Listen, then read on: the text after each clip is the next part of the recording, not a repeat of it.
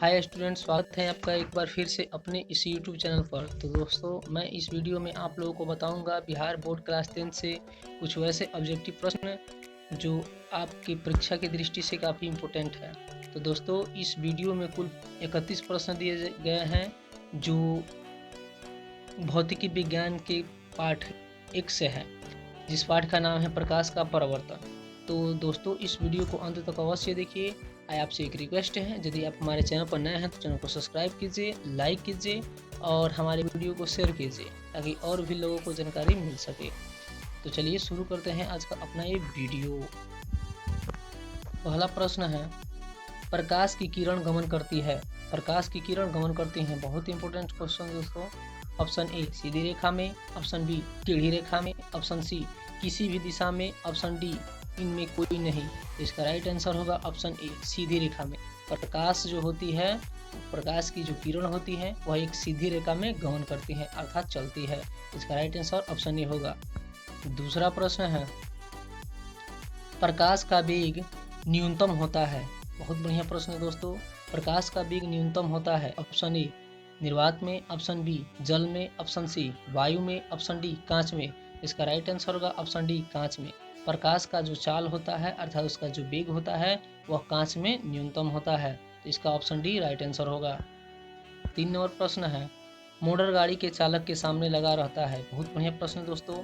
Motor गाड़ी के चालक के सामने लगा रहता है। ऑप्शन ए समतल दर्पण, ऑप्शन बी उत्तल दर्पण, ऑप्शन सी अवतल दर्पण, ऑप्शन डी उत्तल लेंस। तो इसका राइट आंसर होगा ऑप्शन बी उत्तल दर्पण। मोटर गाड़ी के सामने जो लगा रहता है उस दर्पण का नाम है उत्तल दर्पण। 4 नंबर प्रश्न है, मोटर कार के हेडलाइट में किसका प्रयोग होता है। बहुत बढ़िया क्वेश्चन दोस्तों, ये भी बहुत प्रश्न बढ़िया है क्योंकि ये भी कई बार परीक्षा में पूछा जा चुका है। तो आप भी इस प्रश्न को अच्छी तरीके से याद कर लीजिए। ऑप्शन ए समतल दर्पण, ऑप्शन बी उत्तल दर्पण, ऑप्शन सी अवतल दर्पण, ऑप्शन डी उत्तल लेंस। इसका राइट आंसर होगा दोस्तों ऑप्शन सी अवतल दर्पण। मोटर गाड़ी के हेडलाइट में जो लगा रहता है उस दर्पण का नाम है अवतल दर्पण। तो इसका राइट आंसर ऑप्शन सी होगा। 5 नंबर प्रश्न है, समतल दर्पण द्वारा बना प्रतिबिंब होता है। समतल दर्पण द्वारा बना प्रतिबिंब होता है। ऑप्शन ए वास्तविक, ऑप्शन बी काल्पनिक, ऑप्शन सी दोनों, ऑप्शन डी इनमें से कोई नहीं। तो इसका राइट आंसर होगा ऑप्शन बी काल्पनिक। समतल दर्पण द्वारा बना प्रतिबिंब काल्पनिक होता है। 6 नंबर प्रश्न है, लेंस की क्षमता का एसआई मात्रक होता है। बहुत बढ़िया प्रश्न दोस्तों। Option A dioptre, option B lumen, option C lux, option D angstrom. तो इसका राइट आंसर होगा दोस्तों ऑप्शन ए होगा डायोप्टर। लेंस की क्षमता का जो एसआई मात्रक होता है वह होता है डायोप्टर। तो ऑप्शन ए जो है इसका राइट आंसर होगा। 7 नंबर प्रश्न है, प्रकाश की किरणों का पथ दर्शाने वाले चित्रों को कहा जाता है। बहुत इंपॉर्टेंट क्वेश्चन दोस्तों। प्रकाश की किरणों का पथ दर्शाने वाले चित्रों को कहा जाता है। ऑप्शन ए किरण आरेख, option B focus, option C किरण पुंज, ऑप्शन डी इनमें सभी। तो इसका राइट आंसर होगा ऑप्शन ए किरण आरेख। 8 नंबर प्रश्न है, 2D क्षमता वाले लेंस का फोकसांतर होता है। 2D क्षमता वाले लेंस का फोकसांतर होता है। Option A 20 centimetre, option B 30 centimetre, option C 40 centimetre, option D 50 centimetre. तो इसका राइट आंसर होगा ऑप्शन डी 50 सेंटीमीटर। 9 नंबर प्रश्न है, किसी उत्तल लेंस का फोकसांतर 50 सेंटीमीटर है तो उसकी क्षमता होगी। किसी उत्तल लेंस का फोकसांतर 50 सेंटीमीटर है तो उसकी क्षमता होगी। Option A +5D, option B -5D, option C -2D, option D +2D। तो इसका राइट आंसर होगा ऑप्शन डी +2D। 10 नंबर प्रश्न है, प्रकाश के किरणों के समूह को कहते हैं। बहुत बढ़िया प्रश्न है दोस्तों। प्रकाश के किरणों के समूह को कहते हैं। ऑप्शन ए प्रकाश स्रोत, ऑप्शन बी किरण पुंज, ऑप्शन सी प्रदीप्त, ऑप्शन डी प्रकीर्णन। तो इसका राइट आंसर होगा ऑप्शन बी होगा, जिसका नाम है किरण पुंज। प्रकाश की किरणों को समूह को जो है हम किरण पुंज के नाम से भी जानते हैं। 11 नंबर प्रश्न है, उत्तल लेंस की क्षमता होती है। बहुत बढ़िया दोस्तों प्रश्न। उत्तल लेंस की क्षमता होती है ए ऋणात्मक, बी धनात्मक, सी ए और बी दोनों, डी इनमें कोई नहीं, इनमें से कोई नहीं। तो इसका राइट आंसर होगा ऑप्शन बी होगा धनात्मक। उत्तल लेंस की जो क्षमता होती है वो क्या होती है, धनात्मक होती है। 12 नंबर प्रश्न है, अवतल लेंस की क्षमता होती है ऑप्शन ए ऋणात्मक, ऑप्शन बी धनात्मक, ऑप्शन सी ए और बी दोनों, ऑप्शन डी इनमें से कोई नहीं। तो इसका राइट आंसर होगा ऑप्शन ए ऋणात्मक। अवतल लेंस की जो क्षमता होती है वह ऋणात्मक होती है। 13 नंबर प्रश्न है दोस्तों, उत्तल लेंस को कहते हैं ऑप्शन ए अभिसारी लेंस, ऑप्शन बी द्वि उत्तल लेंस, ऑप्शन सी अपसारी लेंस, ऑप्शन डी इनमें से कोई नहीं। तो इसका राइट आंसर होगा ऑप्शन ए अभिसारी लेंस। उत्तल लेंस को अभिसारी लेंस के नाम से भी जाना जाता है। ये भी प्रश्न बहुत इंपॉर्टेंट है दोस्तों, इस प्रश्न को भी याद रखिएगा। अगला प्रश्न है, अवतल लेंस को कहते हैं ऑप्शन ए अभिसारी लेंस, ऑप्शन बी द्वि अवतल लेंस, ऑप्शन सी अपसारी लेंस, ऑप्शन डी इनमें से कोई नहीं। तो इसका राइट आंसर होगा ऑप्शन सी अपसारी लेंस। अवतल लेंस को अपसारी लेंस के नाम से भी जाना जाता है दोस्तों, ये भी प्रश्न बहुत इंपॉर्टेंट है। 15 नंबर प्रश्न है, निम्न में से कौन सा पदार्थ लेंस बनाने के लिए प्रयुक्त नहीं किया जा सकता है। निम्न में से कौन सा पदार्थ लेंस बनाने के लिए प्रयुक्त नहीं किया जा सकता है। बहुत बढ़िया प्रश्न दोस्तों। ऑप्शन ए जल, ऑप्शन बी कांच, option C plastic, option D मिट्टी। तो इसका राइट आंसर होगा दोस्तों ऑप्शन डी होगा मिट्टी। मिट्टी का इस्तेमाल जो है हम लेंस बनाने के लिए नहीं करते हैं दोस्तों। ये प्रश्न कई बार परीक्षा में पूछा गया है, आप इसको अच्छी तरीके से तैयारी कर लीजिएगा। 16 नंबर प्रश्न है, किस दर्पण से हमेशा वस्तु से छोटा प्रतिबिंब प्राप्त होता है। बहुत बढ़िया प्रश्न दोस्तों, ये भी प्रश्न कई बार पूछा गया है। किस दर्पण से हमेशा वस्तु से छोटा प्रतिबिंब होता है। ऑप्शन ए समतल दर्पण, ऑप्शन बी उत्तल दर्पण, ऑप्शन सी अवतल दर्पण, ऑप्शन डी कोई नहीं। तो इसका राइट आंसर होगा ऑप्शन बी उत्तल। देखिए दोस्तों, मैं एक एक करके हर एक सब्जेक्ट से, हर एक पार्ट से मैं वीडियो बनाऊंगा और उसमें बहुत सारे ऑब्जेक्टिव क्वेश्चंस रहेंगे। पहले मैं ऑब्जेक्टिव प्रश्न ही बना रहा हूँ, इसके बाद मैं सब्जेक्टिव प्रश्न बनाऊंगा जो आपकी परीक्षा के लिए काफ़ी उत्तरदायी होगा। चाहे वो हिंदी हो, संस्कृत हो, अंग्रेजी हो, या मैथमेटिक्स हो, या भौतिकी हो, या केमिस्ट्री यानी कि रसायन शास्त्र हो, या जीव विज्ञान हो। ठीक है, और भी बहुत सारे सब्जेक्ट हैं, जैसे आर्ट्स में आ गया भूगोल हो गया, और राजनीति शास्त्र हो गया, अर्थशास्त्र हो गया, उसके साथ साथ जो है इतिहास हो गया, उसके बाद से ग्रामर है, हिंदी ग्रामर है, इंग्लिश ग्रामर है, संस्कृत ग्रामर है। इससे भी मैं शायद बहुत सारे वीडियो बनाऊंगा जिसमें सब प्रश्न दिए रहेंगे। तो दोस्तों, आप अच्छी तरीके से अपनी तैयारी कर लीजिए, ठीक है ना। आगे चलते हैं। 17 नंबर प्रश्न है, किस दर्पण से वस्तु का प्रतिबिंब, किस दर्पण से वस्तु का बड़ा प्रतिबिंब प्राप्त होता है। बहुत बढ़िया प्रश्न है दोस्तों। किस दर्पण से वस्तु का बड़ा प्रतिबिंब प्राप्त होता है, सॉरी, किस दर्पण से वस्तु का बड़ा प्रतिबिंब बनता है। ऑप्शन ए समतल, ऑप्शन बी अवतल, ऑप्शन डी उत्तल, ऑप्शन डी कोई नहीं।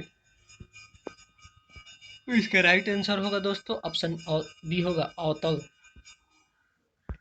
18 नंबर प्रश्न है, प्रकाश के परावर्तन के कितने नियम हैं। प्रकाश के परावर्तन के कितने नियम हैं। Option A 1, option B 2, option C 3, option D 4। तो इसका राइट आंसर होगा दोस्तों ऑप्शन बी होगा 2।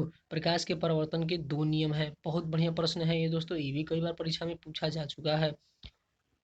19 नंबर प्रश्न है, जब प्रकाश की किरण हवा से कांच में प्रवेश करती है तो मुड़ जाती है। बहुत बढ़िया प्रश्न। जब प्रकाश की किरण हवा से कांच में प्रवेश करती है तो मुड़ जाती है। ऑप्शन ए अभिलंब से दूर, ऑप्शन बी अभिलंब के निकट, ऑप्शन सी अभिलंब के समांतर, ऑप्शन डी इनमें से कोई नहीं। इसका राइट आंसर होगा ऑप्शन बी अभिलंब के निकट, अर्थात अभिलंब की ओर। जब प्रकाश की किरणें जो होती हैं हवा से कांच में प्रवेश करती है तो वह अभिलंब की ओर क्या होती है, मुड़ जाती है। 20 नंबर प्रश्न है, फोटोग्राफी कैमरा का अभिदृश्यक होता है। ऑप्शन ए उत्तल लेंस, ऑप्शन बी अवतल लेंस, ऑप्शन डी सी उत्तल दर्पण, ऑप्शन डी अवतल दर्पण। तो इसका राइट आंसर होगा दोस्तों ऑप्शन ए उत्तल लेंस होगा। 21 नंबर प्रश्न है, साइड मिरर के रूप में प्रयुक्त होता है। बहुत बढ़िया प्रश्न दोस्तों। साइड मिरर के रूप में प्रयुक्त होता है। ऑप्शन ए अवतल दर्पण, ऑप्शन बी उत्तल दर्पण, ऑप्शन सी उत्तल लेंस, ऑप्शन डी प्रिज्म। तो इसका राइट आंसर होगा ऑप्शन बी उत्तल दर्पण। साइड मिरर के रूप में जो है हम उत्तल दर्पण का क्या करते हैं, इस्तेमाल करते हैं। 22 नंबर प्रश्न है, एक अवतल दर्पण की फोकस दूरी 10 सेंटीमीटर है तो उसकी वक्रता त्रिज्या होगी। एक अवतल दर्पण की फोकस दूरी 10 सेंटीमीटर है तो उसकी वक्रता त्रिज्या होगी। Option A 10 centimetre, option B 20 centimetre, option C 5 centimetre, option D 40 centimetre. तो इसका राइट आंसर होगा दोस्तों ऑप्शन बी 20 सेंटीमीटर। 23 नंबर प्रश्न है, निर्गत किरण एवं अभिलंब के बीच कोण को कहते हैं। निर्गत किरण एवं अभिलंब के बीच के कोण को कहते हैं। बहुत बढ़िया प्रश्न दोस्तों। ऑप्शन ए आपतन कोण, ऑप्शन बी परावर्तन कोण, ऑप्शन सी निर्गत कोण, ऑप्शन डी इनमें से कोई नहीं। तो इसका राइट आंसर होगा दोस्तों ऑप्शन सी निर्गत कोण। 24 नंबर प्रश्न है, सरल सूक्ष्मदर्शी में किसका उपयोग होता है। ये भी बहुत बढ़िया प्रश्न है दोस्तों। ऑप्शन ए अवतल दर्पण, ऑप्शन बी उत्तल दर्पण, ऑप्शन सी अवतल लेंस, ऑप्शन डी उत्तल लेंस। तो इसका राइट आंसर होगा दोस्तों ऑप्शन डी उत्तल लेंस। सरल सूक्ष्मदर्शी में हम उत्तल लेंस का उपयोग करते हैं। 25 नंबर प्रश्न है, किस लेंस के द्वारा सिर्फ काल्पनिक प्रतिबिंब बनता है। सॉरी दोस्तों, यहाँ पर बनता के जगह पर तंता टाइपिंग हो चुका है। ठीक है, तो आप बनता याद रखिएगा। ऑप्शन ए उत्तल, ऑप्शन बी अवतल, option C bifocal, option D इनमें से कोई नहीं। तो इसका राइट आंसर होगा ऑप्शन बी अवतल। 26 नंबर प्रश्न है, प्रकाश के परावर्तन के नियम से निर्धारित होता है। परावर्तन के नियम से निर्धारित होता है। ऑप्शन ए आपतन कोण बराबर परावर्तन कोण, ऑप्शन बी परावर्तन कोण बराबर अपवर्तन कोण, ऑप्शन सी आपतन कोण बराबर विचलन कोण, ऑप्शन डी इनमें से कोई नहीं। तो इसका राइट आंसर होगा दोस्तों ऑप्शन बी परावर्तन कोण बराबर अपवर्तन कोण।